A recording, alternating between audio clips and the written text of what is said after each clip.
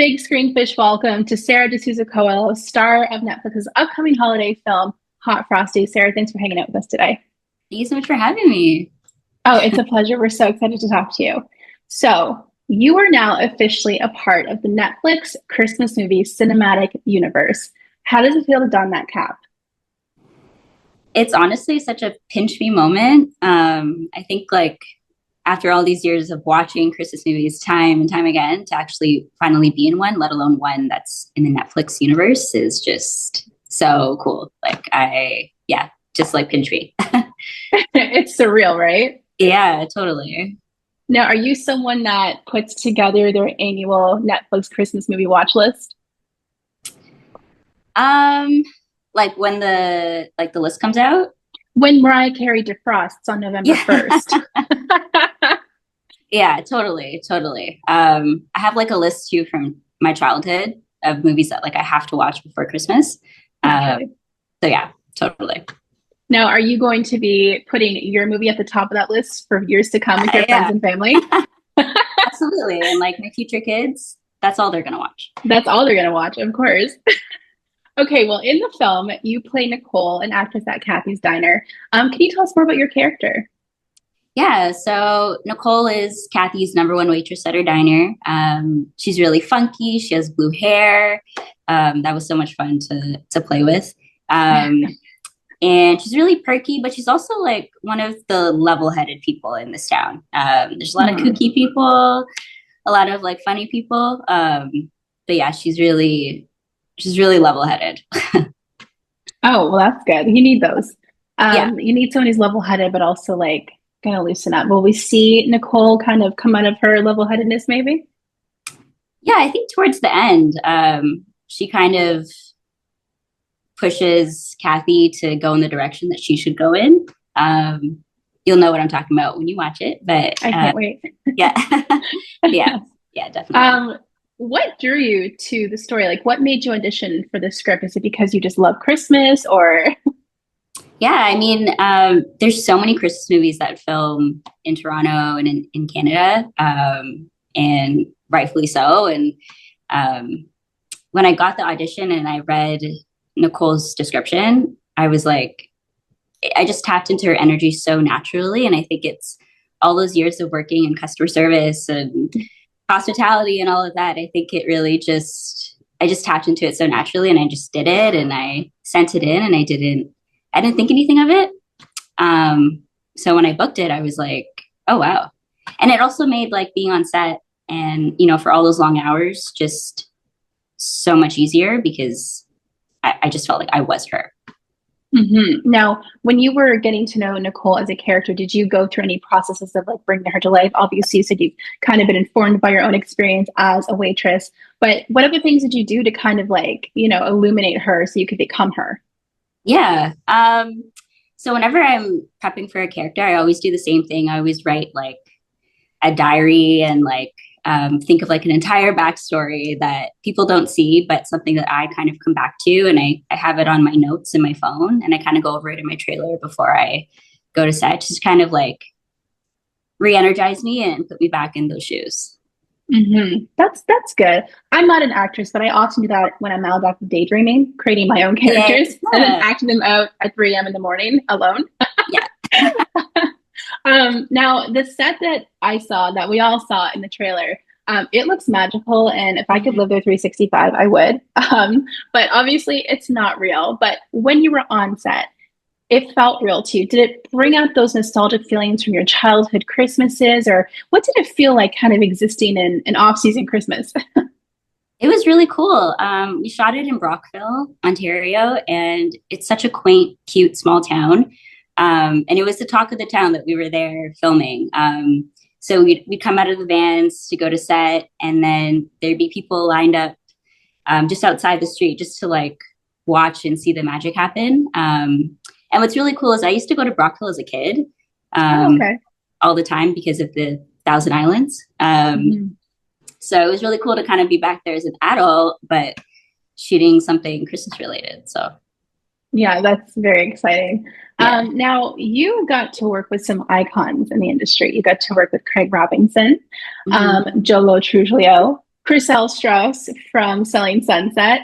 And of course, the strudel heiress herself, Lacey Chabert, Yeah, aka Gretchen Wieners, because that's who we know her as, obviously. yeah. What was it like working with such an incredible cast? It was so surreal. Like when I got the call sheet the night before and I saw their names, I flipped out. I Yeah. yeah.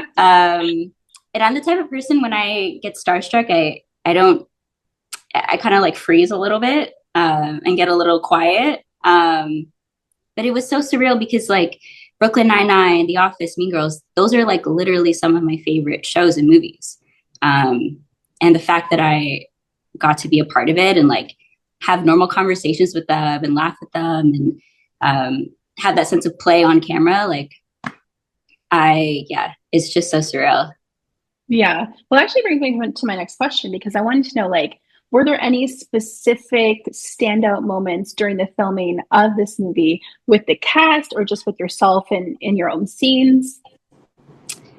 Um, yeah, there's this diner scene that you'll see, and it's myself, Joe, and Craig. And Joe to the side, he was like, "We can like do like our own like little thing." Like so that felt kind of cool to like have my own like little improv moment with him. Like what? Yeah. Yeah. I Yeah, mean, he's hilarious. Like, he's he's so great. funny.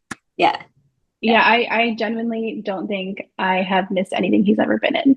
But, yeah. watching, you said you watched Brooklyn Nine-Nine. Mhm. So, working with Joe, like, were you kind of like, did you have to kind of cool down? I know you said you get a little quiet, but what did you have to do to be like, I can be normal around him? I don't watch this show every day.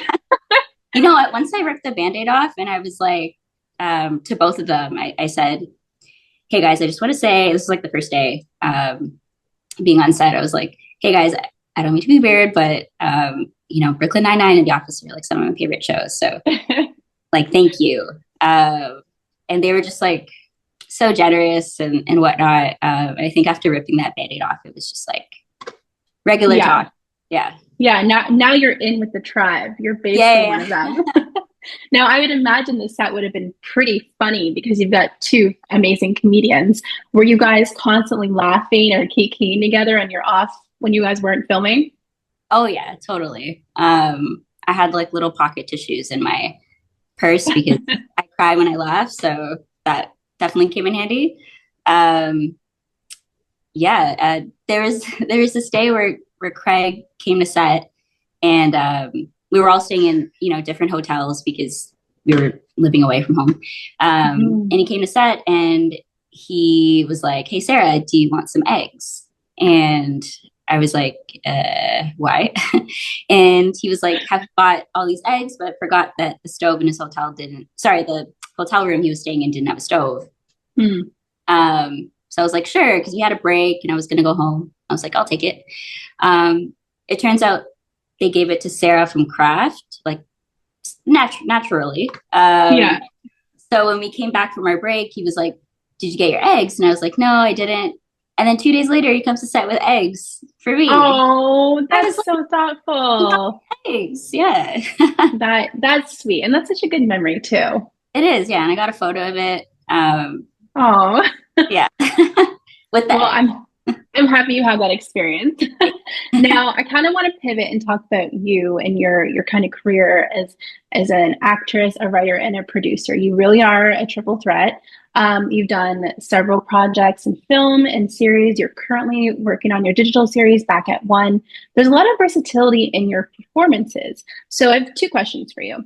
As an actress, so far, what has been your preferred genre or your favorite genre to work in? And as a producer, are there any projects that you would like to bring to life that you're excited to tell that you might be working on, or just stuff that's in your head that you're like, oh, I got to make that happen?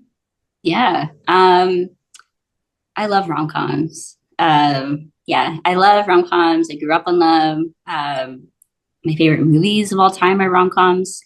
Like that dramedy aspect, but that Mm. romance aspect. Those are things that that I really love, and that I feel like I thrive in. Mhm. And then in terms of uh, creating, I mean, I'm so in addition to Back to One, I also wrote a feature film called 5 More Minutes. and it's also a rom-com. Okay. And yeah, so I'm finishing that off, polishing it off, and hope to find it a home. But I think in my work, when it comes to producing, my family's from the Caribbean, and growing up, never really saw that on screen. And I feel like now I have kind of like a platform to share that with the world, and to kind of use this gift that I feel like I have to share that, because I just feel like, if I saw somebody on screen that looked like me when I was younger and that represented my culture, I think maybe I would have started this sooner, or maybe things may have panned out differently for me. So I'm really big on that.